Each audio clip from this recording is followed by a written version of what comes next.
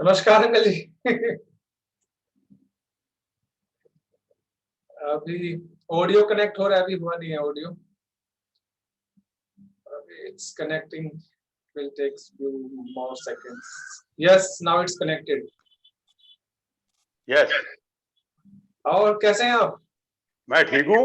अरे बहुत बढ़िया, गुड टू और सी। मिस्टर मिस्टर संदीप, जी क्या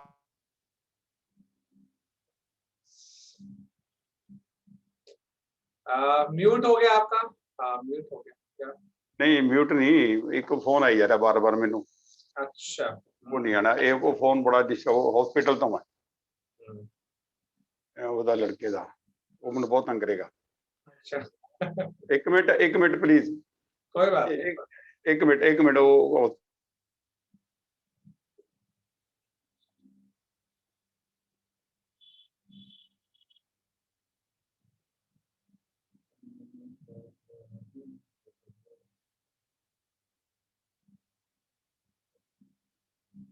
हेलो।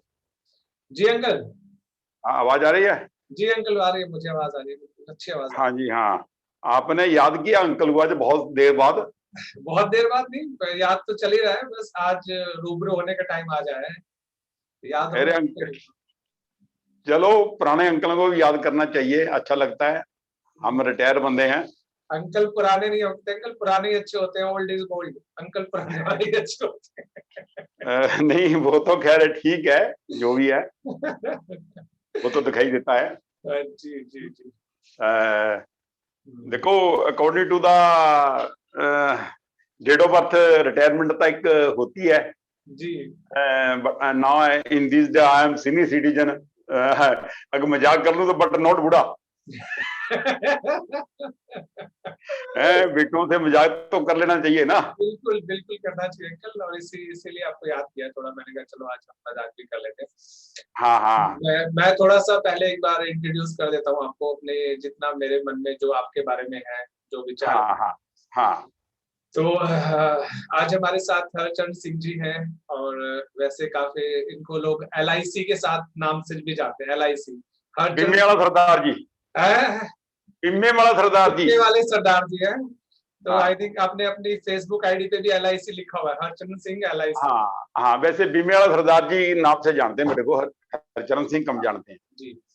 तो मेरे पास जो अंकल की मेमोरीज है वो 2005 से भी पहले की है, नहीं नहीं, 2002। बहुत बहुत पहले आपके जन्म के ही हैं। हाँ, तो लेकिन जो मेरी मेमोरी में आता है वो ये है यस कि यस यस। मेरे फादर साहब जब नरवाना आए थे, और नरवाना जब गांव में भी रहते थे, तो एक एक फैमिली के साथ उनका ना बड़ा, उससे बड़े इम्प्रेस थे वो। उनको बड़ा उनके साथ ये था कि यार ऐसा परिवार में जो लोग जहाँ पे जिस तरीके से ये काम कर रहे हैं या जिस तरीके से रह रहे हैं, तो शायद मुझे ऐसा लगता है कि कहीं ना कहीं वो बड़े इन्फ्लुएंस थे उस फैमिली से। तो वो फैमिली, एक सर आपकी फैमिली थी, एक दिलीप अंकल जी वाली और एक आपकी फैमिली। हाँ जी, हाँ, दिलीप गिरी जी परिवार। हाँ हाँ, तो फिर क्या हुआ जब मैं थोड़ा सा होश में आने लगा, जब मुझे अपनी, कहते हैं ना कि थोड़ा समझने लगा मैं दुनियादारी को और आसपास के माहौल को। तो जब 4-5 के आसपास की बात करें, तो आखिरी टाइम में जब लास्ट का ये 6 महीने 1 साल थे, तो मैं पिताजी के साथ में था। तो उस हाँ टाइम पे मुझे उनको पर्सनली जानने का, समझने का कि वो क्या सोचते हैं, उनकी लाइफ में ऐसी ऐसी कौन सी घटनाएं हुई जिनका उनके ऊपर बहुत प्रभाव पड़ा, या किन लोगों की वो सच में बहुत दिल से रिस्पेक्ट करते हैं, है ना। और जो भी उनके साथ मैंने जो लास्ट 3-4 महीने गुजारे, तो हम लोग साथ में रहते थे नानौंद में। काफी, मैं 2-3 महीने हम लोग हाँ साथ में रहे वहाँ पे। हाँ तो उस टाइम में, जब आखिरी टाइम में क्या था कि फादर साहब ना कुछ फैमिलीज में जाके बड़े फ्रिक्वेंटली ना उनको बड़ा अच्छा लगता था। तो एक उसमें से हरचंद अंकल के घर पे जाना और उनसे बात करना, घंटा 2 घंटा 3 घंटा बात करना, है ना। हाँ तो हाँ हाँ ये चीज का बड़ा मैंने देखा पापा को। तो जब मैं उनसे पूछता था कि भाई अंकल के साथ जब मैंने अपना थोड़ा सा टाइम स्पेंड करना शुरू किया, तो मैंने महसूस किया कि जो अर्चन अंकल है, जो परिवार है, बड़ा ही ओपन माइंड सा है, और बातचीत करने में बहुत सहजता है, खुले विचारों के हैं। और पिताजी कहीं ना कहीं इस बात से बड़े मतलब इम्प्रेस थे कह लूं, या इन्फ्लुएंस थे कह लूं। और तभी से मेरा भी आपके परिवार में मतलब एक आना जाना शुरू हुआ। और अनफॉर्चुनेटली जब फादर साहब नहीं रहे 2005 में, तो मेरा आपके घर पे फिर अनुरोध जी के पास में बहुत फ्रिक्वेंटली आना जाना हुआ। उस हाँ, टाइम पे बहुत ज्यादा। क्योंकि मैं 6-7 में मैं वहाँ पे था नरवाना में, फिर 6-7-8। बच्चों से अटैच हो गए थे आप? हाँ, बच्चों से भी और आपके साथ भी काफ़ी बातचीत हुई है हाँ, हमारी। हाँ, तो फिर मुझे पर्सनली मतलब जैसे कि बोलते हैं इसको कि एस्केप बोलते हैं कि अगर आप जैसे मान लो जीवन की परेशानी के दौर में चल रहे हो, तो कहाँ जाके आपको छाया मिलती है। एक ऐसा हाँ। बोलते हैं कि कहाँ जाके चलो, आप थोड़ा-सा रिलैक्स हो जाते हैं, या कहाँ जाके आप थोड़ा अपना मन हल्का कर लेते हैं, या कहाँ जाके आप थोड़ा-सा मतलब एक ब्रेक मिल जाता है आपको। तो उस टाइम पे मैं अनुरोध जी के साथ आपके घर पे मैं काफ़ी बार आया हूँ। है ना? और अंकल जी को जितना मैंने जाना, आपने बहुत ईमानदारी से, बहुत मेहनत से, बिल्कुल ग्राउंड से उठकर अपने जीवन में आप आगे बढ़े हैं, है ना? और अगर विचारों की बात करें तो बहुत खुले तरीके से बात की आपने।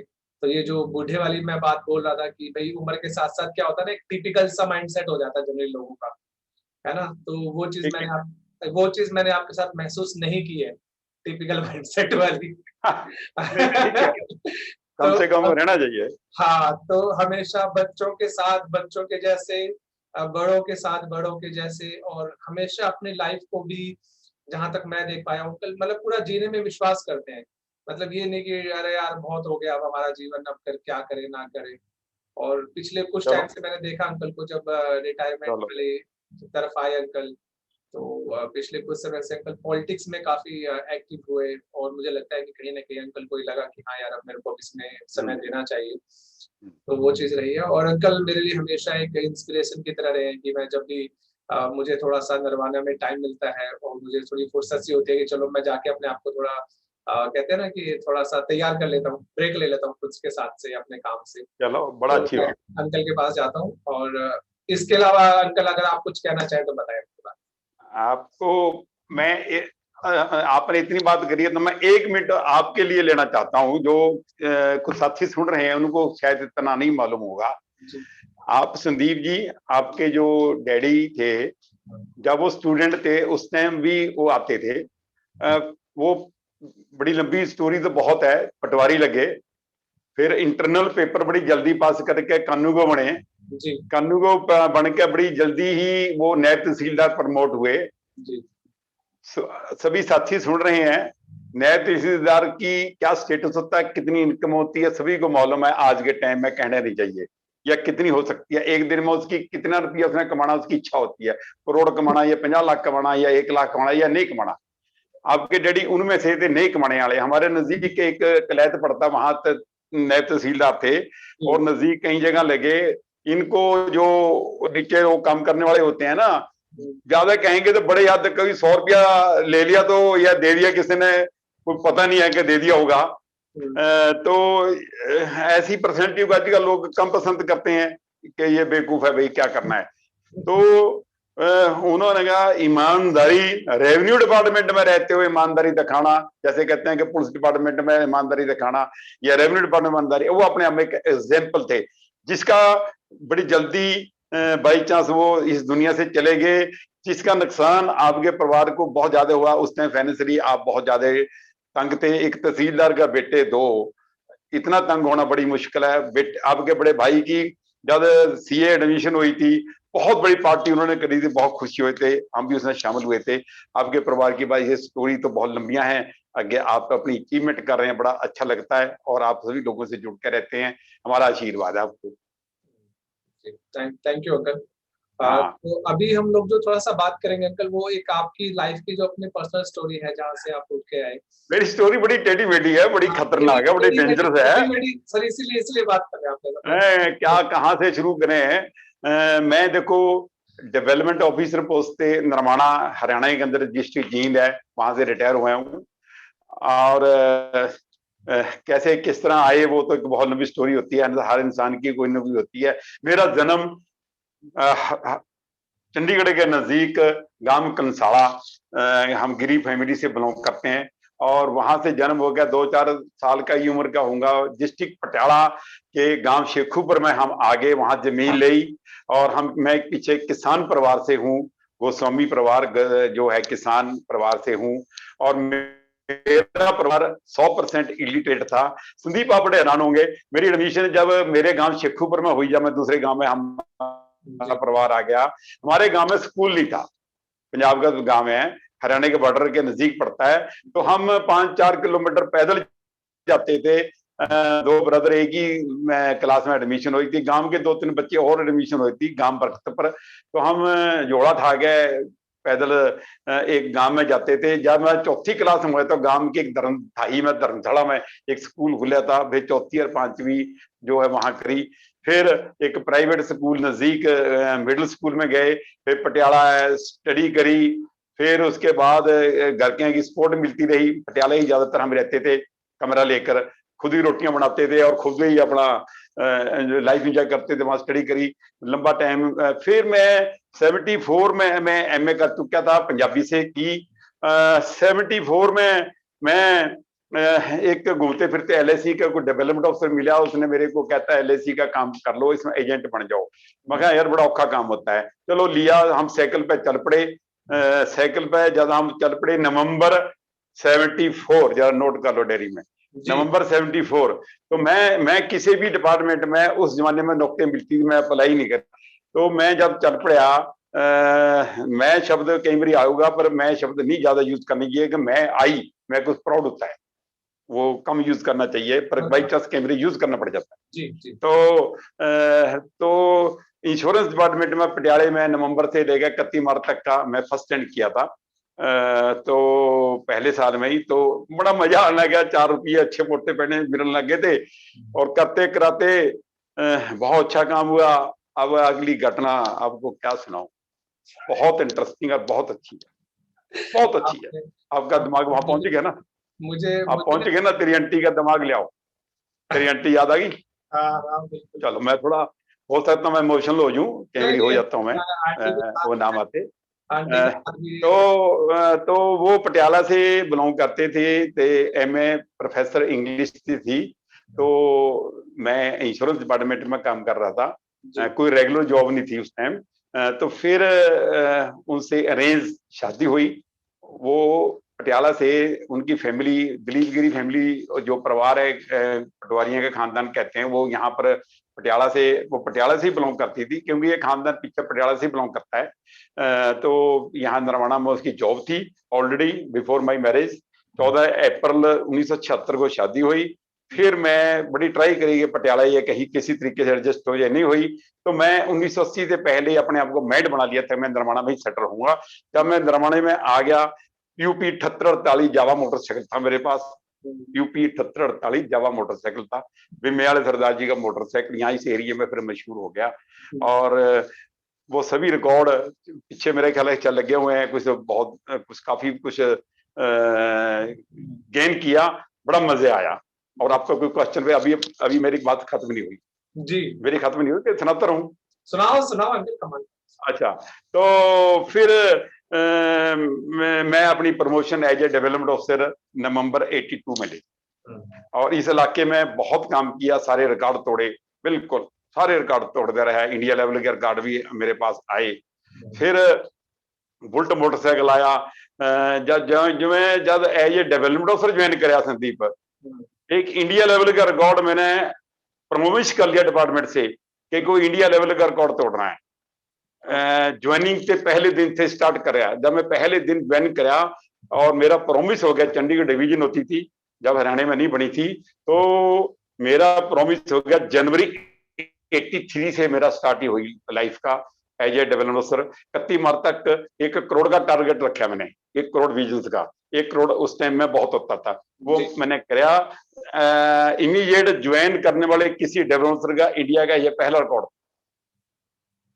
तो बड़ी जल्दी 85 सितंबर में फीएट कार ली सरकार का एलआईसी की तरफ से। मैं जहां तक जानता हूं शायद मेरे जितनी कार इंडिया के अंदर किसी की नहीं चली होगी टूरिंग जॉब, उसमें बहुत टूरिंग करी, बड़ा मजे लिया। हाँ, फिर मैं गोल्ड मेडलिस्ट तो कई बार हुआ। और एक बात बड़ी खुशखबरी आपको सुनाऊं, मैं ये पता नहीं मोबाइल घुमा भी दूं, थोड़ा दिखाना चाहता हूं। इस साइड में कुछ सर्टिफिकेट लगे हुए हैं मेरे गोल्ड मेडलिस्ट के। एक बड़ा अट्रैक्टिव सर्टिफिकेट है, वो लगा हुआ है सम्मान पत्र। वो भारत सरकार ने उस टाइम एक स्कीम चालू करी थी, हाई इनकम टैक्स अवार्ड। मेरा एक वार्ड के अंदर कुछ डिस्ट्रिक्ट आते हैं, हिसार के अंदर सरसा, जींद, इस तरह भिवानी एरिया के कुछ डिस्ट्रिक्ट आते हैं, उसके अंदर हाई इनकम टैक्स अवार्ड, सबसे ज्यादा इनकम टैक्स देने का भारत सरकार ने सन 2000 में मेरे को दिया था। बहुत बड़ा फंक्शन हुआ था, उसके अंदर मेरे को award, high income tax award मेरे को मिला था। और फिर यूनियन एक्टिविटीज में इंडिया लेवल की हमारी ये नेशनल फेडरेशन के नाम से एक यूनियन है, उसका भी मैं उसके अंदर काम किया। कौन कहते हैं कि यूनियन वाले अपना काम नहीं कर सकते, कर क्यों नहीं सकते, अपना टारगेट होता है। तो फिर यूनियन में मैं 18 साल लगातार स्टेट लेवल का भी और इंडिया लेवल तक अपनी एक पहचान बनाई, मैं प्रेसिडेंट रहा। और लंबे टाइम तक मैं यूनियन लीडर के रूप में इंडिया लेवल की एक पहचान बनाई। मेरे को सरदार जी प्रेसिडेंट के नाम से हरियाणा से लोग जानते थे, क्या चेन्नई, क्या बॉम्बे, वो हर स्टेज पर तेरे अंकल बोलते थे। अगर कोई स्टेज पर कोई झगड़ा पड़ जाना, वो हरियाणा वाले सरदार जी आना आना आना जरा करना, वो है ना, वो कंदरा उंदर वाले जरा जल्दी रौला कर लेते हैं, वो क्या करूं, वो यार दोस्त हैं। एक अच्छी पहचान बनाई हुए, एक इंडिया लेवल की बहुत बड़ी रिटायरमेंट पार्टी हुई नरवाना के अंदर। और इस दौरान ये पार्टी हमने मिस कर दी, वैसे पार्टी कब थी? 2007 में। अच्छा, आपने अटेंड की होगी यार, पता नहीं, रिटायरमेंट पार्टी मेरी। अच्छा, तो वो दिन में ऑफिशियली होती है, रात को फिर मेरी काफी अच्छा, मैंने जो भी है प्रोग्राम परिवार के, वो बच्चा की जिम्मेदारी थी, मेरी नहीं थी। 2 बेटी हैं, बड़ी बेटी गगनदीप गिरी, वो चंडीगढ़ है, बिजनेस में सेटल है, सभी खुश हैं। छोटी बेटी डॉक्टर नयनदीप इकोनॉमिक्स की डॉक्टर है, पीएचडी है, वो मेरे पास यहाँ नरवाना यहाँ पर सेटल है। उसके हस्बैंड अनुरोध गिरी हरियाणा बिजली बोर्ड में एक्शन है, वो यहीं रहते हैं, उनके बच्चे हैं, अब नानू का बड़ा मन लगाते हैं और यहाँ हम रहते हैं। और उनका अपना स्टेटस बहुत अच्छा है। श्री प्रियराज गिरी जी के बेटे हैं, वो हेल्थ डिपार्टमेंट से रिटायर हुए हैं। बैकग्राउंड उनकी मेरिट यूपी से है और वो हरियाणा के अंदर बहुत ज्यादा पुराने सेटल है यहाँ पर हरियाणा में। एक अच्छी जीवन शांति प्रिया निकाल रहे हैं। अब बीच में आपको पता है कि लंबी बीमारी के कारण जो इंग्लिश प्रोफेसर थी तेरी आंटी, वो मार्च 2007 में लंबी बीमारी में हार्ट के कारण, किडनी प्रॉब्लम के कारण वो बेचारी चले गई। और ये एक बहुत बड़ा लॉस हुआ, जिसके कारण उसके नाम लेती मैं इमोशनल हो जाता हूँ। तो एक लाइफ का पार्ट है। और बताओ। मेरे को, मैं कल वैसे बाई चांस अभी आपको सुन रहा था तो मुझे याद आया, आपने बोला 14 अप्रैल है ना, 14 अप्रैल ही है ना आज? 14 अप्रैल 1976। ओ, आज 14 अप्रैल ही है, मुझे ऐसा लगा, पता नहीं क्यों मुझे आज सुबह आपकी याद आ रही है। ओ, शुक्र है, मैं आपका थैंक्स कर रहा हूँ कि आज 14 अप्रैल 1976 मेरी जो मैरिज मैडम निर्मल इंग्लिश प्रोफेसर के साथ हुई थी। एक गांव का अनपढ़ परिवार से, गांव शेखुपुर से इंश्योरेंस का काम करने वाले बंदे के साथ उनकी शादी हुई थी। इसके ऊपर मैं एक बात जरूर बोलूंगा, जो बंदे सुन रहे हैं, मोटिवेशनल पॉइंट भी से बात करता हूँ कि अच्छी पर्सनैलिटी को हमेशा याद करते रहना चाहिए। एक अच्छी लाइफ के अंदर, जीवन के अंदर कोई साथी मिल जाए तो वो अपनी ईगो ना रखो, अपनी भी जो लाइफ को कहीं तक कहीं पहुंचा देता है। वो कॉलेज प्रोफेसर होने के कारण अंकल उसी स्पीड में लगे रहा, मैं इसके बराबर पहुंच जाऊं, वो फिर थोड़ी ऊपर पहुंच जाती, मैं फिर इसको पहुंचाऊं, फिर थोड़ी ऊपर पहुंच जाती, मैं पहुंच जाऊं, फिर पहुंच जाती। मेरा टारगेट उस तक पहुंचने तक ही रहा और मैं उस टाइम तक वहां तक नहीं पहुंच सका। तो पर मेरा टारगेट बना रहा कि मैं इसको छोड़ूंगा नहीं। तो क्योंकि कॉलेज प्रोफेसर का स्टेटस बड़ा अप होता है, सैलरी भी अप होती है और ये इसको बड़ा इंसान को, जिस भी फील्ड में आपका साथी है उसकी रिगार्ड करना चाहिए। अगर आप उसका रिगार्ड नहीं करते तो जीवन आपका अच्छा नहीं। मैं आपको ना कल एक आज का अपना एक्सपीरियंस, आप उसके बहुत फैन थे, आप बहुत फैन थे उसके। हाँ नहीं, मैं बताऊं आपको, मैं आज का आपको अपना एक पर्सनल एक्सपीरियंस बताता हूँ। मैंने कल ये सोचा था कि मैं अभी इंटरव्यू नहीं करूंगा एक्चुअली में कुछ दिन, है ना, क्योंकि मेरा जो एक 10-11 का बैच था वो कंप्लीट हो गया इंटरव्यूज का, और मैं सुबह उठ के ना पानी दे रहा था पौधों को, यस। और पता नहीं क्यों कहाँ से ना मुझे आपकी याद आने लग गई। Oh thank you. पता नहीं कैसे हुआ, मतलब याद तो पहले भी आ रही थी कि मैं खुद ही भूल रहा 14 अप्रैल मेरा, है तो। मैं खुद ही मेरा 14 अप्रैल भूल गया हूँ, आपने हाँ, याद कराया। और कमाल की बात है, जैसे भी आपने बोला कि 14 अप्रैल को ही आपकी शादी हुई थी, और एकदम से मेरे को कहा यार आज तो 14 अप्रैल ही है ओह यार। Thank you thank you. मतलब ऐसे एकदम कोइंसिडेंस है, बड़ा बड़ा इत्तेफाक है, हाँ मतलब हाँ हाँ हाँ हाँ कि हाँ आज हम बात कर रहे हैं, जबकि 1-2 बार पहले आपसे हुआ था कि भाई आपसे बात करूं मैं, तो हाँ हाँ हाँ। तो अपने पास टाइम अभी है। अच्छा हाँ, तो ये बात है। और कोई आपके क्वेश्चन हो? आपके साथी काफी सुन रहे हैं ना? मैं सर इसको सुनेंगे, मैं यूट्यूब पे डालूंगा इसको, है ना, हाँ कि फिलहाल हम लोग जो बात कर रहे हैं ना अंकल, वो मैं आपसे हाँ पर्सनल लेवल पे बात कर रहा हूँ। देखो होता क्या है कि हाँ। एक होता है कि जो जिंदगी हमने जी है, दैट्स द फर्स्ट थिंग, है ना, हम्म। और दूसरा होता है कि हम जो अपनी कोई बात कहना चाहते हैं कि हम अपने मैंने लाइफ में ये जाना है या सीखा है। तो मैं अंकल जो आपसे 2-3 सवाल पूछना चाहता हूँ, क्योंकि मुझे ना मैं एक बात पहले, उससे पहले कहीं मेरे से मिस ना हो जाए। जी मैं उन सभी आपके मित्रों को, दोस्तों को, जो यूथ आज मेरे सामने बैठा है, जी और हर उस काम करने वाले बंदे को मैं कहना चाहता हूँ, जी मोटिवेशनल भाषण में बहुत सारी स्टेज पर देने के लिए अभी भी चले जाता हूँ। जी इंसान का ठीक है, अपन ये तो कहते हैं कि बड़ा टारगेट होना चाहिए। मैं एक एग्जाम्पल भी दे देता हूँ कि दो बंदे का अपना एक कंपटीशन हो गया कि मैं फर्स्ट आना है, कितना रेस लगाकर हम इतने किलोमीटर जाना है, इतने 1 घंटे के अंदर, ये आधा घंटा फिक्स कर दिया, इतनी रेस लगानी। उनमें से एक साथी उस रोड पर चल पड़ा जिस पर स्टोन, वो पत्थर, वो जो किलोमीटर वाला होता वो नहीं था, उस पर एक रोड पर नहीं था, उसके पर चल पड़ा। जब वो चल गया, टाइम फिक्स हो रहा था 30 मिनट का फॉर एग्जाम्पल, तो वो इतना चलिया, इतना भाग गया, इतना सांस जोड़ा, इतना जोड़ा, इतना जोड़ा, इतना जोड़ा कि वो जहां पहुंचना था पहुंच गया। ले भी, अब मैं फर्स्ट आऊं। दूसरा बंदा जो था, उसकी उस रोड के पर स्टोन थे, पत्थर थे, जीत इतने किलोमीटर। उसने पहले ही सोच लिया कि मैं इतने किलोमीटर भागना चाहे कुछ, मैं 50 किलोमीटर भागना है, 40 किलोमीटर भागना, उसने पहले फिक्स किया। फर्स्ट फिक्स वाला ही आया। क्यों आया? क्योंकि फिक्स था होगा 40 किलोमीटर। जब वो 25 पे पहुंचा, 30 पर पहुंचा, 35 पर पहुंचा, 40 पर, 36, 37 यार तक मिनट भी जा रहे हैं, 35, 35 आ गया, 18 चल गया। मीन्स के वही फंसता है। Without target fix you can't achieve any target. ठीक है अंकल, हम ये मेरा आप लोगों को सभी को कहना है। इस बारे में तो बिल्कुल बात करेंगे थोड़ा सा। मैं जो आपसे पर्सनल 2-3 सवाल करना चाहता हूँ वो ये, या ऑफ कोर्स की जो आपने लाइफ जी है, जहाँ से आप उठ के आए हो, ये बड़ा इंस्पायरिंग रहा है, और आंटी के साथ ही मैंने बड़ी चाय पी है, ऐसी बात नहीं है। जब घर पे आप नहीं होते थे तो आंटी के साथ ही चाय पीता था मैं आराम से, है ना। तो और आज जो अप्रैल है, करीब 45 साल हो गए आपको, है ना, उनके साथ आपको जीवन में उनके साथ रहे भी आप, है ना, और 12-13 सालों से, 13-14 सालों से, है ना, वो आपके साथ फिजिकली नहीं है, बट मुझे ऐसा लगता है कि जो उनके लाइफ ने आपकी लाइफ में जो कंट्रीब्यूशन दिया है, उनके होने ने फिजिकली, इमोशनली, मेंटली और स्पिरिचुअली भी जो कंट्रीब्यूशन रहा है, तो वो एक बहुत अनफॉरगेटेबल होता है, मुझे ऐसा लगता एवरी डे। है ना।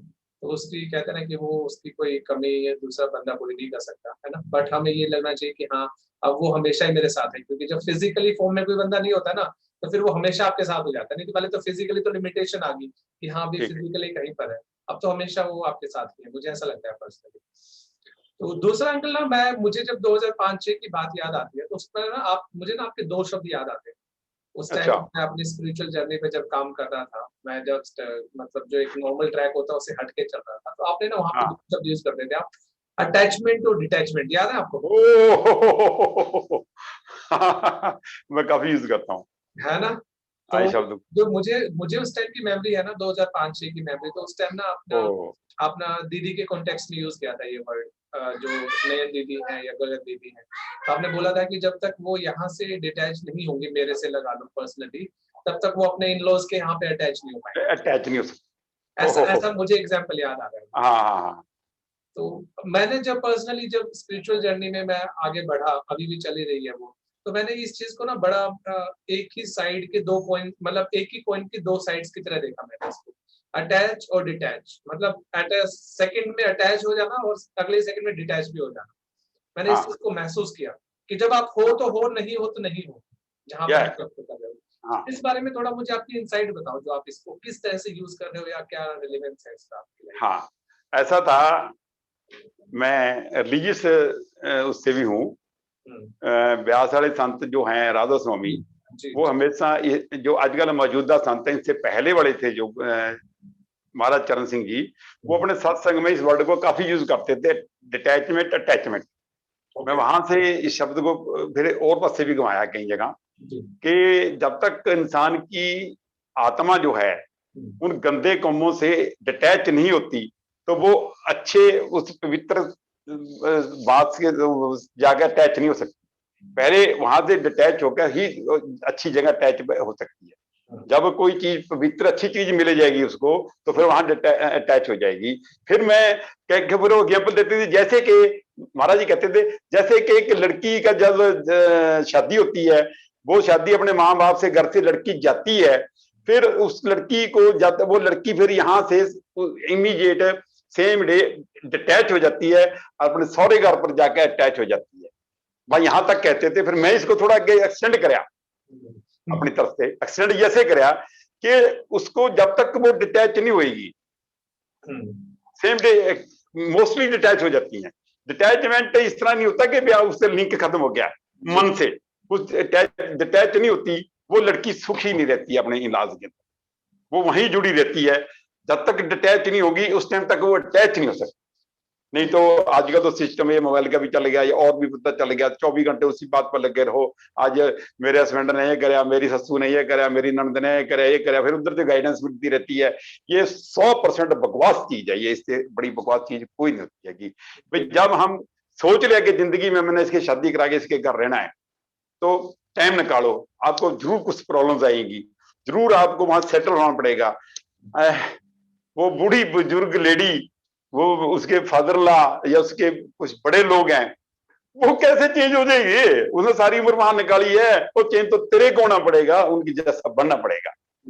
तेरे को उन जैसा बनना पड़ेगा। अंकल ने कुछ ज्यादा भाषण दे दिया, क्योंकि तेरी भी शादी होनी है ना, अभी हो चुकी है, पता नहीं हो चुकी है, थोड़ी सी हो गई है, थोड़ी सी हो जाएगी, कोई बात नहीं। तो अंकल ने भाषण दे दिया, फिर तो सुनाएगा ना, नहीं अच्छी बात। नहीं, मैं तो मुझे याद आया इसलिए बोला मैंने आपको, क्योंकि मैं तो नहीं नहीं, ये सच्चाई है, एक्चुअल सच्चाई है, ये सच्चाई है। जीवन को सुखी रहना है ना, तो उसी घर में जा रहना है ना, तो वहां औखा भी कटो, सौखा भी कटो, खुश रहो, वहीं खुश रहो, वहीं खुश रहो, वहीं खुश रहना ही आपको पड़ेगा। नहीं तो फिर वही काम होगा जो सारा दिन अपन देखते मैं हैं। आप पता खुद कैसे ही अपना देखता हूँ। फैसला करो, मैं खुद ही दोनों का फैसला करो। मैं बताऊं आपको। हाँ, इसके मैं अंदर एक प्रॉब्लम आती है, ईगो। हाय हाय, वो ईगो इतनी खतरनाक ईगो आई। हाँ, क्या हो गया? मैं बताता हूँ आपको इसका ना, मतलब ईगो, जो आप, ईगो, ईगो ना रखो। ये अंकल कहना बड़ा आसान है, बट करने में बड़ा जोर लगता है इसको। अहंकार, अपना हाँ जो अहंकार हाँ, होता ये है ना, बात है औखा। हम खुद ही इसको बढ़ावा देते हैं, हम खुद ही इसके लिए पता नहीं क्या क्या यत्न करते हैं, और जब इसको खुद ही मारना पड़ता है ना, तो बहुत मरने वाली फीलिंग आती है। मैं बताऊं आपको, पिछले कुछ टाइम में मैंने पिछले 1 साल में देखा है इसको, अहंकार या को। ऐसा नहीं कि मैंने पूरा मार दिया इसको, लेकिन हाँ, कुछ कुछ जब मैंने इस पे काम किया तो बड़ा दर्द होता है अंकल, साइकोलॉजिकल पेन होता है अंदर। क्योंकि ये जो बाहर का जितना भी अचीवमेंट है ना, नेम फेम मनी, जो भी हम पहनते हैं, गाड़ी वाड़ियां, ये सारे हमारे अहंकार का हिस्सा बन जाते हैं। और वैसे भी अहंकार इतना होता है, लेकिन जब बाहर के अचीवमेंट्स बढ़ जाती हैं तो अहंकार बढ़ने की संभावना भी बढ़ जाती है। और वहां पे रह के अपने आप को बैलेंस करना अंकल यस, आसान नहीं होता है ना। काफी, हाँ, यस। जब आपके पास नेम फेम मनी होता है ना, और वहां पे जाके तो अगर बड़ी आप प्रॉब्लम हम्बल रह पाए, आती है, आती है। हम्बल बड़ा मुश्किल होता है। तो मैं आपको बताऊंगा थोड़ा सा मेरी अभी आपसे बातचीत करते हुए जो इंसाइट निकल के आई। हाँ, यस यस तो यस जब यस यस। 2006 में मैंने आपसे सुना ना ये वाला कॉन्सेप्ट, तो मेरी उस टाइम स्पिरिचुअल जर्नी की शुरुआत ही थी, 2-3 साल हुए थे। और उस टाइम ना मैं बड़ा ना चिंतन करता था ऐसे शब्दों पे, डिटैचमेंट, अटैचमेंट। तो अच्छा डिटैचमेंट वर्ड के साथ मेरा ज्यादा लगाव रहा है हमेशा से। तो मुझे लगता था कि अच्छा जैसे यार अंकल ना अभी बात कर रहे हैं अटैचमेंट डिटैचमेंट की, ये बता तो रहे हैं इसको दीदी के कॉन्टेक्स्ट में या फैमिली के कॉन्टेक्स्ट में, और जैसे अभी आपने बताया कि जो आपके गुरुजी रहे राधा स्वामी जी वाले गद्दी वाले, तो वहां पे वो इस कॉन्सेप्ट को बताते थे, क्योंकि मैंने अपनी जर्नी में इसको बड़ा गहराई से जानने की, मतलब मैंने ईमानदार कोशिश की इस चीज को, कि आप कैसे अच्छा वेरी गुड। एक ही समय में अपने सारी जिम्मेदारियां निभाते हुए, कर्म करते हुए, फर्ज करते हुए भी डिटैच कैसे रह सकते हैं। मतलब ये मैं आपको जो हाँ बता रहा हूँ थोड़ा थोड़ा सा गहरा है, इसलिए ना मैंने आजकल अपनी बात को मैं कह नहीं रहा हूँ बहुत ज्यादा, है हाँ ना, क्योंकि मैं सुनने पे ज्यादा फोकस कर रहा हूँ कोई आजकल। नहीं, हाँ व्हाई नॉट, को हाँ, क्योंकि मैं, नहीं थोड़ा कहना चाहिए। हाँ, जो मैं अभी इंटरव्यूज ले रहा हूँ ना, तो मैं जो भी बात कहना चाह रहा हूँ उसके अंदर बड़ी ही ना अंदर से बड़ी वो आ रही है कि मैं अभी तैयार नहीं है शायद लोग इतना सुनने के लिए मेरी बात को अभी। नहीं नहीं, आप ना बहुत सेमिनार करते हैं, आप कभी कभी कुछ बोलिया करो, कुछ थोड़ा कर, आज बोलो सेमिनार तो अंकल बहुत कर लिए, सेमिनार तो करीब तो 300-400 थोड़ा बोलो, कर चुका हूँ। तो थोड़ा थोड़ा बोलो। मैं आपको बताना चाह रहा हूँ ना डिटैचमेंट को लेकर, ये हाँ हाँ इसी इसी के ऊपर जो भगवत गीता की जो मेन लाइन है वो इसी चीज के ऊपर है, जिसमें कहा कि कर्म करो फल की इच्छा मत करो, क्योंकि फल की इच्छा करना इज अटैचमेंट। कर्म करने पे आपका पूरा हाँ अधिकार है, बट उसका क्या रिजल्ट आएगा, हाँ नहीं आएगा, कब आएगा, कितना आएगा, वो आपके हाथ में कैलकुलेशन नहीं है। जब आप उसको लेकर हाँ परेशान होते हो तो वो भी एक अटैचमेंट। और हाँ जब आप उसको लेकर अपने माइंड में फल को लेकर बहुत ज्यादा सोचते हो, तो आपकी जो प्रेजेंट में वर्क है उसमें आपकी एनर्जी पूरी नहीं लग पाती, क्योंकि वो आउटकम पे चलेगी सारी की सारी एनर्जी। हाँ आउटकम किसके रेशो में आएगा, जितने में आपने जो इनपुट दिया है। इनपुट कहाँ देना है, अभी प्रेजेंट में देना है ना, तो इनपुट आप पास्ट में दे सकते हो, ना इनपुट आप फ्यूचर में दे सकते हो। इनपुट दिया जाएगा प्रेजेंट में, तो आपको यस पास्ट से भी डिटैच होना पड़ेगा, आपको फ्यूचर से भी डिटैच होना पड़ेगा।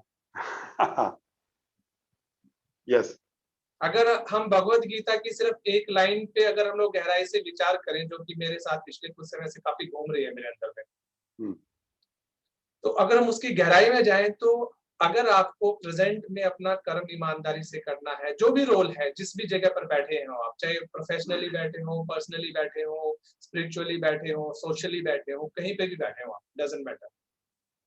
अगर आपको उस जगह पे अपना बेस्ट करना है, बेस्ट जो हम लोग बोलते हैं ना, बेस्ट करना है उस जगह पे, हाँ हाँ तो आपको पास्ट और फ्यूचर दोनों से डिटैच होना पड़ेगा, नहीं तो आप प्रेजेंट में बेस्ट नहीं कर सकते। हाँ ठीक है बात।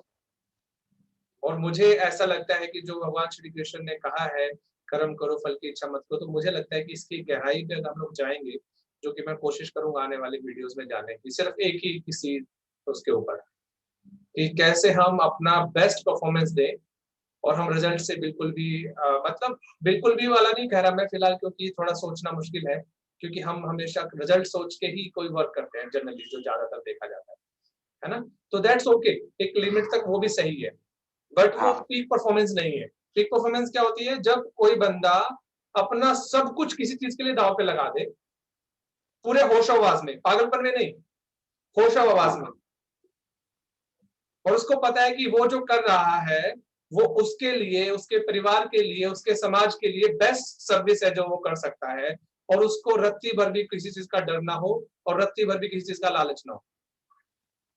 ठीक मुझे लगता है कि वो जो स्थिति होती है, जिसको स्थित प्रज्ञा कहते हैं, जिसको कहते हैं कि ये जो बंदे की, आजकल हमारे ना बड़ा टर्म यूज होता है पीक परफॉर्मेंस, कि जो बंदा, जो बहुत बड़े बड़े लोग काम करते हैं ना, जैसे आजकल मान हाँ लो हाँ महात्मा हाँ गांधी जी का नाम ले लेते हैं एक मिनट के लिए। हाँ तो हाँ जो महात्मा गांधी जी ने काम किया, मुझे ऐसा लगता है पर्सनली कि ना तो उनमें कोई बहुत ज्यादा डर के उन्हें काम किया, ना कोई लालच से काम किया।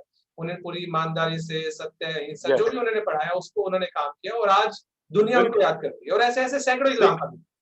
बिल्कुल। तो ये लोग जिस जोन पे काम करते हैं वो जोन थोड़ा सा अलग है जहाँ पे हम लोग काम करते वो हैं, तो है बहुत ही ना। हाँ, अलग तो है। हाँ, तो मेरा अंकल ना उसके ऊपर बोलने की इच्छा हो रही है।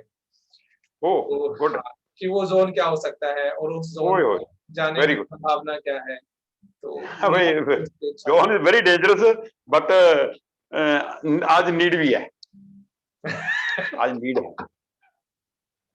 ये अंकल वेरी सही डेंजरस बट आज नीड है। सही बताऊं मैं आपको, पिछले 15 सालों से करीब सैकड़ों किताबें पढ़ने के बाद, इंक्लूडिंग जितनी हम लोग पढ़ाते हैं पर्सनल डेवलपमेंट में, mind, goal setting, communication, sales, leadership, management, team building, time management, दुनिया भर के subject, relationship, sex, spirituality, you name it.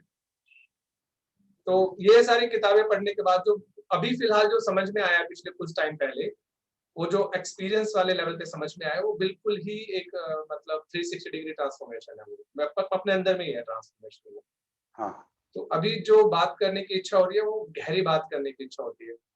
तो कई बार मुझे कोशिश करनी पड़ती है थोड़ा सा जनरल बात करने की, कि चलो भाई हाँ। माहौल को देख के देश काल परिस्थिति को देख के थोड़ा सा फाइन ट्यून करने की, संभल के रहना पड़ता है। संभल के रहना पड़ता है, क्योंकि अब हो सकता है दो साल और संभलो। 2 साल और संभलो। लगभग 2-2.5 साल समझ लो। 2-2.5 साल और संभल जाए अभी। फिर खुल के बोलना। अच्छा। लेकिन अंकल मैं बोले। ये गारंटी से कह रहा हूँ, मैं ये गारंटी से कह रहा हूँ। अच्छा, फिर खुल के बोलो।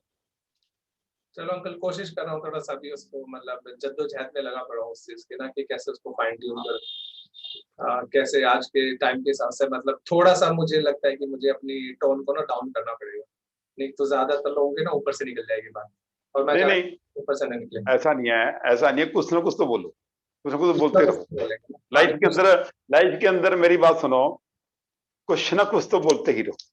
आपकी नीच, आप जैसे लोगों की आज, यस, इन दिनों में काफी जरूरत है। देश आज यूथ को बहुत जरूरत है। आज लोग, मैं उस टॉपिक को ना टच करते हुए इतने कहूंगा कि फॉर द मोटिवेशन आज बहुत जरूरत है। मेरी बात कहीं रह ना जाए, अद्धे मिनट की है। जी, मेरा मैसेज भी है।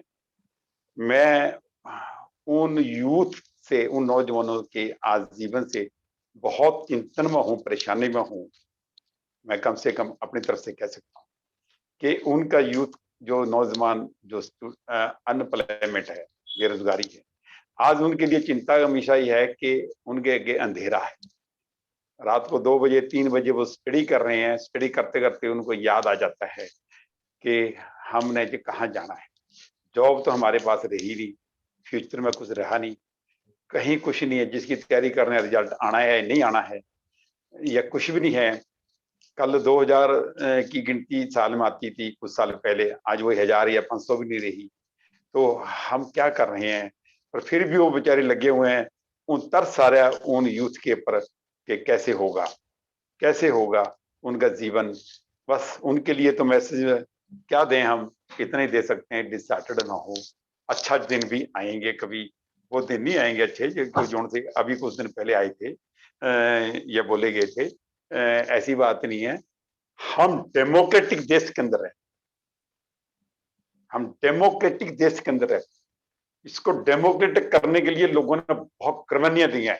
आपने गांधी जी का नाम भी लिया, लोगों को तो ये भी नहीं पता गांधी जी बहुत ज्यादा को, एक कितने अमीर रिच घर से जन्म लेकर बाहर स्टडी करने के बाद फॉरेन में, और ये सारी उम्र बिना कपड़े नंगा रहा इस नेशन के लिए, उसको भी राम की जरूरत। ऐसी एग्जाम्पल है। चलो उस टॉपिक को ना मैं चल थोड़ा सा ना आपसे टॉपिक चेंज करता हूँ, मैं टॉपिक चेंज करता मैं हूँ। समझ ये गया, बड़ा, मैं टॉपिक चेंज करता हूँ। आज हम उन बच्चों को मैं यही कहना चाहता हूँ, हम डेमोक्रेटिक देश में रहते हैं, हम आंख में पट्टी बनेंगे। हमारी आंख खुली है, हमारे को हम कर कुछ नहीं सकते। आज तो मेरे को दिखाई सब कुछ दिख रहा है, मेरे को दिख रहा है। वक्त आएगा मैं देखूंगा। मैं सर इस पे दो बातें कहना चाहता हूँ जो आपने बोली अभी। देखिए, एक तो ये है कि जो हमारे बाहर के हालात हैं, हो सकता है हमारे कंट्रोल में ना हो अभी फॉर द टाइम, चाहे वो पॉलिटिकल है, चाहे वो सर्कमस्टांसेस हैं, दैट्स द फर्स्ट थिंग। लेकिन सबसे पहले जो मुझे लगता है कि हमें शुरुआत खुद से करनी चाहिए, कि जो हम कर सकते हैं अपने लेवल पे, यस, जहां पे भी आप हो उस लेवल पे जितना आप कर सकते हो, जो आप कर सकते हो और जो आपके हाथ में है उसको करो। मुझे ऐसा लगता है सवारी अपने सामान की खोजी मारे। हाँ, सवारी अपने सामान की खुद जिम्मेदार है। तो ये शब्द मैं बहुत यूज करता हूँ, ये वर्ड मैं अपनी जिंदगी में बहुत यूज करता हूँ।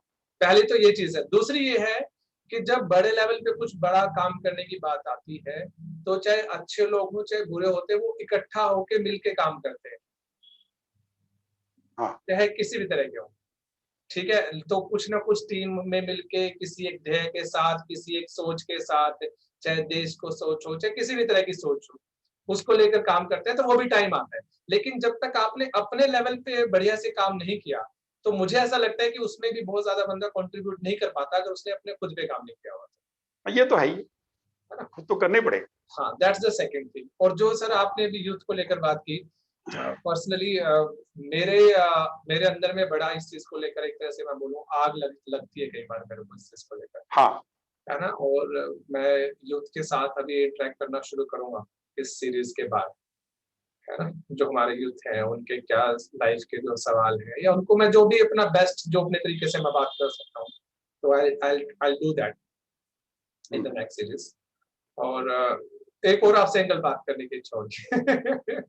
करो। लास्ट 4-5 मिनट है वैसे हमारे पास में, ज़्यादा नहीं। हाँ हाँ हाँ तो चलो आपसे मुलाकात होगी आज, और आज का दिन भी बड़ा हाँ ही हाँ शुभ दिन है हमारे पास में आज का। तो आपने बोला कि आप यूथ के लिए बड़े कंसर्न हैं और आप चाहते भी हैं। मुझे ऐसा लगता है कि कहीं न कहीं ना आपके अंदर, क्योंकि जो मुझे ऐसा लगता है पर्सनली, आप, मुझे नहीं पता कि मैं सही हूँ या नहीं हूँ, आई डोंट नो दैट। आपको अपनी लाइफ में जो अपने लिए, अपने परिवार के लिए अचीव करना था, मुझे लगता है कि आपको ऐसा लगता है कि आपने काफ़ी कर लिया है। ऐसा मुझे लगता है दिल से, हाँ, नहीं ठीक है, बिल्कुल सही है ना? और अभी मुझे ऐसा कहीं न कहीं ऐसा फ़ील आ रहा है पिछले कुछ टाइम से, 10-12 सालों से या 8-10 सालों से जब से मैं आपको देख रहा हूँ, कि आप अपना कुछ समाज के लिए या कुछ ऐसा लोगों के लिए या देश के लिए ऐसा करने की मैं आपको देखता हूँ कि शायद बड़ी ना एक एक डिज़ायर कहूँ उसको या मैं क्या कहूँ उसको, नाम देना बड़ा मुश्किल है उसको। वो बड़ी मैं महसूस कर रहा हूँ आपके अंदर काफ़ी समय से, कि यार अब कुछ करना चाहिए हमें, जो चल रहा है अब उसके, अब चाहे उसके लिए पॉलिटिकल है। रास्ता हो, नॉन पॉलिटिकल। मैं आपकी बात समझ गया, इसका 2 लाइन में जवाब दे देता हूँ। आफ्टर माई रिटायरमेंट, रिटायरमेंट से पहले मैंने सोच लिया था कि कुछ ना, मैं काफी कुछ लिख भी चुका था, सोशल सिस्टम के अंदर जाकर कुछ करेंगे। मेरे से एक गलती ला लो या कुछ भी लगा लो, कोई पॉलिटिकल पार्टी ज्वाइन होगी, अगर वो पॉलिटिकल पार्टी में ज्वाइन ना करता, जिसके अंदर आजकल मैं हल्की रेस्ट पर हूँ, अटैच में वही हूँ, तो अगर मैं आज समाज के अंदर या कहीं सोशल मीडिया पर कोई बात करता हूँ, सोशल सिस्टम के अंदर कोई सेवा की हुई किसी किस्म की बात करता हूँ, तो एक तगमा जो लग गया ना पॉलिटिकल पार्टी का, हर बंदा संदीप कह देगा ओ अच्छा अच्छा आप तो वहां बिलोंग करते हैं, तो ये मैं नेगेटिव में गिनता हूँ, ना कि पॉजिटिव में गिनता हूँ, क्योंकि मैं कहीं और जगह जाना था जो आप कहना चाहते हैं। मैं अब स्टार्ट करने की कोशिश करूंगा भी, एज फैक्टर भी ला लो चाहे, अब फिर वो तगमा नहीं उतर रहेगा, वो मैं तगमा मैं समझ बड़ा रहा हूँ। खतरनाक है। मेरी मेरा बात को सुन लो पहले एक बार, मैं जस्ट 1 मिनट हाँ दूँगा। हाँ तो हाँ वो जो करने की इच्छा होता है आदमी, और जब उसके बाद वो स्टेप लेता है, तो 2-3 तरह के मेन रास्ते होते हैं।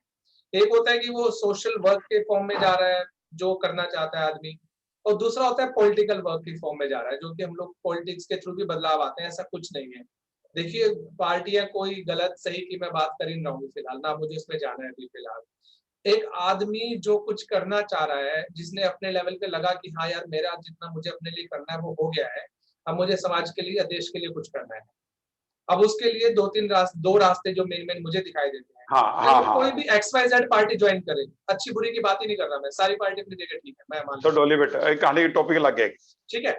दूसरा है कि मैं किसी समाज के जो अलग-अलग इनिशिएटिव्स हैं, जो समाज में चलते हैं, समाज के लोगों के उत्थान के लिए, जो कि एनजीओ की फॉर्म में है या अलग-अलग फॉर्म्स में होता है, वहाँ पे बनना चाहता हूँ, ठीक है। और सिर्फ अब हम किसी जगह जाते हैं तो अच्छा ही सोच के जाते हैं, बट उसका हाँ रिजल्ट क्या होगा ये हमारे हाथ में नहीं है, हमें खुद नहीं पता। आज मैं ठीक है। आपको अपनी अपनी स्टोरी बताऊं, मैंने जो लाइफ में डिसीजन लिए, ऐसा तो नहीं कि मैं गलत सोच के लिए होंगे डिसीजन अपनी लाइफ में, अच्छे सोच के लिए होंगे। अब बात ये है कि समय ने उसको अच्छा प्रूव किया या नहीं किया, वो मेरे हाथ में था, है ना? तो मेरा आपसे सिर्फ कहना है कि जो आपके अंदर ये समाज के लिए कुछ करने की या जो भी देश के लिए कुछ करने की है, इसको आप बरकरार रखिए। मेरा ये आपसे सिर्फ इतना कहना है ना? अच्छा हाँ, तो बाकी तो ये पार्टी-वार्टियाँ या सोशल समाज वाली फॉर्म में जो भी जैसा भी आए, मुझे ऐसा लगता है कि पर्सनली आपका एक बहुत अच्छा कंट्रीब्यूशन हो सकता है। This is what I feel personally. नहीं कभी इस पर कुछ थोड़ा आइडिया देने का कोई लॉस नहीं होता, कभी देना बैठकर। हाँ, अगर, क्योंकि मैंने सही बताऊँ ना, अभी आज से पहले मेरी शायद आपसे इस बारे में कभी बात हुई नहीं, है ना, थोड़ी बहुत बात हुई है, एक बात एक नहीं, दो बैठ बार। कर देना घर पर बैठ के। तो कभी ना, क्योंकि मेरे अंदर भी आती है ये चीज, और मैंने भी इन दोनों को चखा है, दोनों चीजों को बता दूं मैं आपको। पॉलिटिकल भी मैंने चखा हुआ है, शायद आपको इस बारे में जानकारी नहीं होगी। हाँ, नहीं, नो नो। इसको सोशल लेवल पे भी अपनी तरह से प्रयास किए हैं, और अब मैं थोड़ा सा न्यूट्रल लेवल पे भी काम करने की कोशिश कर रहा हूँ, है ना। हाँ, तो सारे रास्ते हैं अंकल, कुछ नहीं है, सब रास्ते हैं, ठीक है। कभी कोई सा शूट कर रहा है, कभी कोई सा कर रहा है।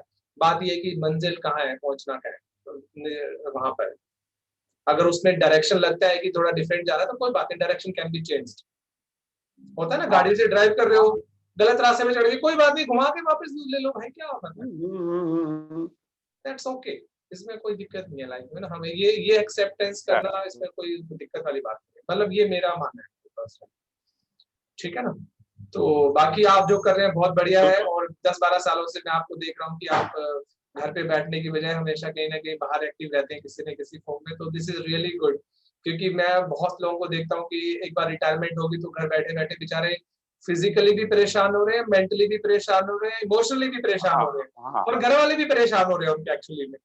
ऐसा ना, मैं यंग बच्चों में रहता हूँ, आप जैसे मैं रहता हूँ, बच्चे यंग कर देते हैं जो भी है, और मन साफ दिल से रहता हूँ मैं। हाँ, पार्क में बच्चे घूम रहे हैं ना, लड़कियां, वो लड़कियां हमारी बेटियां हैं, जो उनमें कोई नुक्स लगता है, ये पैरों में उनके चप्पल है, उनके कहता हूँ सूज डाल, इसको कौन बुरा मानेगा।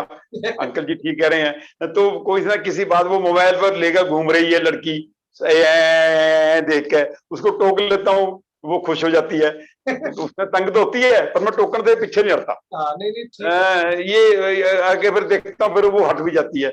ऐसे थोड़ा बहुत इंटरव्यू मैं करता रहता हूँ, नहीं, यंग में ये यंग रहता अच्छा हूँ। है अंकल, ये अच्छा है कि आप अभी भी एक्टिव हैं, और आप अभी भी अपनी तरफ से प्रयास कर रहे हैं, है ना। अभी भी आपका लोगों के साथ, यूथ के साथ उठना बैठना, बातचीत करना, सुबह घूमने जाना, जहां तक मुझे याद आता है, सुबह शाम घर से बाहर निकल जाना, है ना, जो भी आपके दिन में कार्य करते होंगे, आप करते होंगे अपनी जगह, तो अभी भी रूटीन आपका वही चल रहा है ना। थोड़ा सा चाहे आप चलता है, बस ठीक है, थोड़ा अपनी जिम्मेदारियों से फ्री हो गए हो आप पहले थोड़ा बॉडी लेकिन सुस्त तो पड़ जाती है कई बारी, ऐसी है बात ना, नहीं होती। तो ठीक है, वो टाइम आता रहता है बीच में जब ब्रेक चाहिए होता है। हाँ, हाँ, हाँ। तो अंकल आपसे मुलाकात करेंगे, फिर थोड़ा सा और और डिटेल डिस्कशन करेंगे और हम। काफी अच्छा टाइम दिया आपने, और मेरा आपको, आपके परिवार को, आपके बड़े भाई कुलदीप जी को, सबको मेरा बहुत बहुत आशीर्वाद। बस आपको फिर वही पुरानी याद दिला दूं, ये खुशी उस पर्सनैलिटी ने नहीं देखनी थी। तो आपके पापा को याद कर रहा हूं मैं, देख रहे हैं, तो उनका देख रहे आशीर्वाद, हैं, और देख आपकी भगवान जो नई लाइफ आप स्टार्ट करनी है आपने, जी उसमें आपको बहुत ही अच्छी प्रोग्रेस मिले, एक अच्छा साथ मिले, जी जी। यही हमारी इच्छा। थैंक यू अंकल, बहुत बहुत धन्यवाद आपका। बाकी अभी फिर आपके साथ आराम से बैठ के खाना ओके, खाएंगे, ओके, ओके, थैंक यू। है और ना। कोई घुमाना तो नहीं मोबाइल कहीं नहीं नहीं, देखो घुमा लो, घुमाना है तो आपको घुमा लो, उठा के घुमाना है तो आपको घुमा दो, कोई है दिक्कत नहीं। आपके? देखो मेरी ना, ये है जो बड़ी अचीवमेंट है। ये वाली है हाँ, सम्मान पत्र। हाँ, ये है, ये मेरा आया था, ये 1981-82 के गोल्ड मेडलिस्ट विज्ञान भवन दिल्ली के अंदर मिला था मेरे को, अच्छा। विज्ञान भवन दिल्ली में। ये बड़ा नजारा 1982 का है ये। तो कहने का मतलब है, ठीक है, अच्छी लाइफ चल रही है, और अंकल यहाँ पर बच्चे में एंजॉय करते हैं, और साथ में आप लोग तो यहाँ पर सारे पहुंचे हुए ही हैं यहाँ दिखा पर। तो रहा हूँ, ड्राइंग रूम भी बड़ा जबरदस्त है, मतलब बैठना अच्छा, ये अच्छा, अच्छा, ये ये 10-20 ये बंदे ना, बैठना हो ना आराम से पार्टी करने के लिए। आप तो बहुत मैं तो देखता था ना, मैं तो आपको देख के में आता था, आप खूब घूमते थे, देखते थे, यहाँ बैठते थे, जी जी हैं, और अभी भी आप आते हैं। अब ये कुछ, ये भी 1990 का देखो। अच्छा, ये भी 1990 का ही है। हाँ, ये 1990 का है। अब बच्चे कहते हैं रंग को चेंज करो डैडी, ये पुराना हो गया। मगर ठीक है, ये देखो, अबीर कबीर, अभी अदितराज गिरी और अभिराज गिरी की पहले साल की फोटो। जी जी, बहुत बढ़िया। लो, ये करो दर्शन, नमस्कार आंटी जी। दर्शन कर लो। जी जी जी जी, बिल्कुल। और सुनाओ, ये है जरा देखना, इस पे लिखा हुआ ये, तो इनकम इनकम टैक्स ऑफिस। हाँ, ये इनकम टैक्स ऑफिस जींद, जो अवार्ड ये मेरे को 96, 97, 98, 99 के असेसमेंट ईयर में मिला था। Highest income tax payer. ये देखो, जी जी जी ये जी अंकल, बहुत ये बढ़िया। मेरी बहुत बड़ी अचीवमेंट थी। बाकी ठीक है, हैं, और ठीक है, thank you. Thank you uncle, thank you okay, so much, bye धन्यवाद। Bye bye bye. Okay okay okay.